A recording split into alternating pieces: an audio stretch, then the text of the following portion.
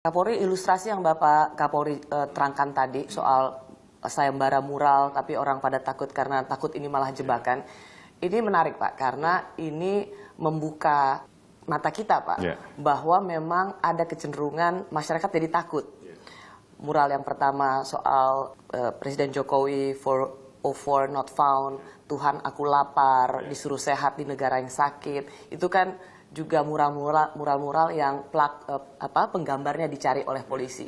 Sehingga ketika polisi lomba mural, sebuah gesture yang baik, tapi itu tidak ditangkap baik oleh masyarakat Indonesia. Jadi apa evaluasi Pak Kapolri? Bahwa apakah benar kalau masyarakat itu takut kritik Pak? Karena kalau enggak, pasti akan berhadapan dengan polisi. Stigma itu memang sudah terjadi, sudah tertanam. Jadi memang harus diubah dengan bagaimana kemudian kita berusaha menunjukkan bahwa Polri tidak anti kritik, pemerintah tidak anti kritik. Bahkan saya melihat Pak Presiden, mohon maaf, berkali-kali dihujat, berkali-kali dihina, tapi beliau tetap senyum. Sementara ini setelah ada itu kita belum dapat komplain bahwa ada yang ditangani, ada yang ditindak. Dan beberapa hari ke depan ini juga kita berikan kesempatan untuk masyarakat yang memang ingin menyampaikan kebebasan berekspresinya untuk juga kemudian tidak ragu-ragu, dan polisi juga harus kemudian terbiasa. Ini bagian dari demokrasi kan.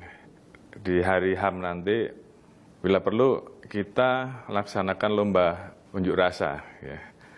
Namun tentunya di situ juga ada edukasinya, unjuk rasa yang baik itu seperti apa.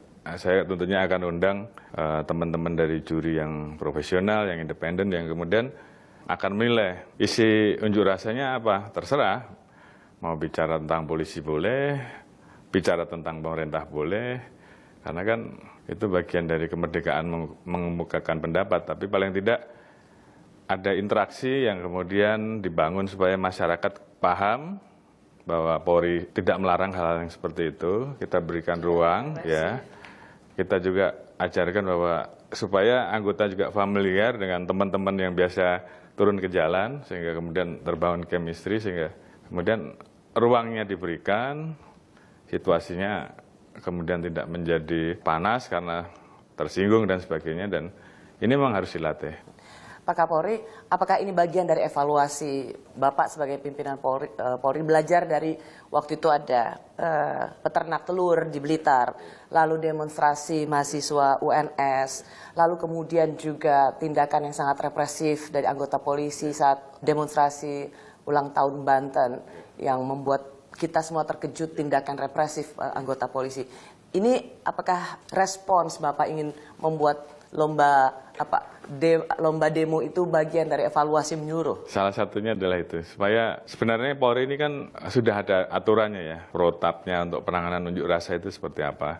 Tentunya kalau unjuk rasanya damai, ya kita juga tahapannya juga ada. Kecuali itu anarkis, tentunya kita juga harus mengambil langkah-langkah pengamanan kan.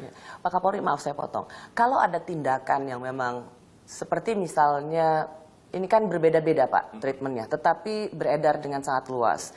Di Blitar misalnya peternak telur yang hanya menyodorkan spanduk, lalu kemudian mahasiswa UNS, dan kemudian yang paling fatal adalah Banten.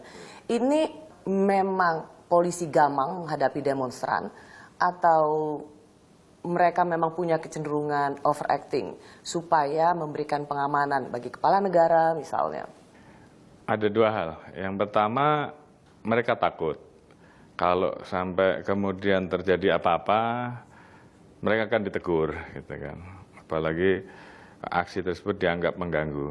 Itu yang pertama. Yang kedua juga kadangkala ada pemahaman yang keliru tentang bagaimana harus menangani peristiwa-peristiwa yang terjadi. Jadi saya kira di sini ada seorang pemimpin, kepala negara ataupun level menteri. Masyarakat yang selama ini pengen mengadu, ini kan kesempatannya mereka untuk mengadu. Sudah berikan ruang saja, memang toh tidak ada larangan untuk itu. Yang penting kan disampaikan dengan tidak membahayakan masyarakat di sekitarnya, tidak membahayakan rombongan itu sendiri. Dan tugas polisi kemudian untuk mempelajari, meyakinkan bahwa pada saat disampaikan pendapatnya dengan spanduk ataupun dengan bicara yang seperti apa, itu tersampaikan, tapi juga tentunya dari sisi keamanannya juga kita tetap harus waspada. Karena sebenarnya kan Pak Kapolri sendiri sudah mengirimkan surat telegram Ya. Kapolri soal penanganan pengamanan Presiden, bagaimana menghandle unjuk rasa, tapi toh setelah surat itu terbit pun ada beberapa insiden yang terjadi. Bapak merasa anggota tidak mendengarkan Bapak atau bagaimana evaluasi Pak Kapolri? Pemahaman terhadap surat edaran atau STR itu mungkin belum betul-betul dipahami. Yang kedua, merubah pola itu juga nggak mudah, perlu waktu, perlu pemahaman, perlu penyampaian yang berulang-ulang.